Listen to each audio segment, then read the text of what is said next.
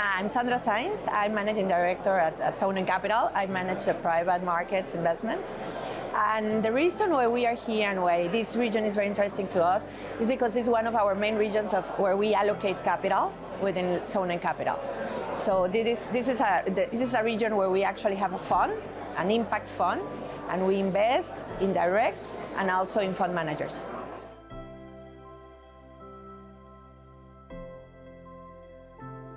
Well, we have built a portfolio of 11 investments so far in our investment period. We are still doing more, but we have up to now 6 managers in different regions within LATAM. We have 1 in Brazil, 2 in Colombia, 1 in Chile, and 1 regional. So we've been pretty active on the management side, but we have also done some direct investments as well.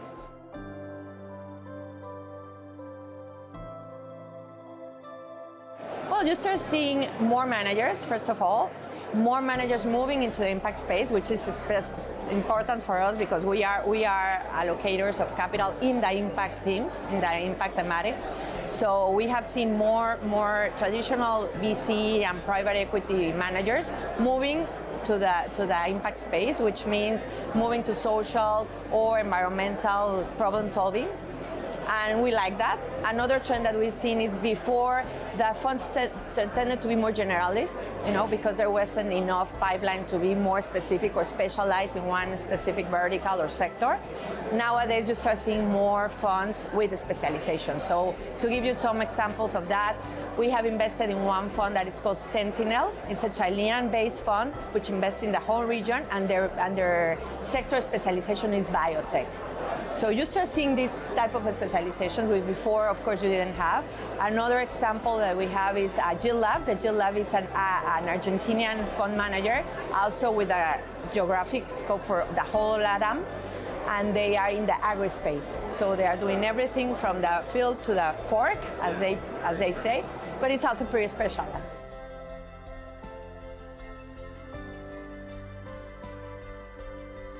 Well, comparing to other regions, what stands out is that there's still a lack of capital coming into the missing. There's still a big gap in the missing middle, and we still have a lot of companies that cannot access capital. So we do need more capital in the early stage of the evolution of the companies. That's what we see versus other regions that are more evolved, especially regions, of course, in developed markets where we also allocate capital, such as the United States or Europe, where you see that ecosystems already bring solutions to those early stage on the companies.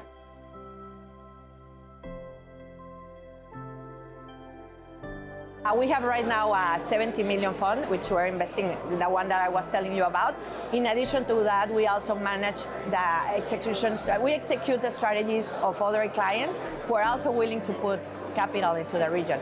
And what we see is that in general, there's more appetite from international investors to look and allocate in capital into Latin America, which is great news.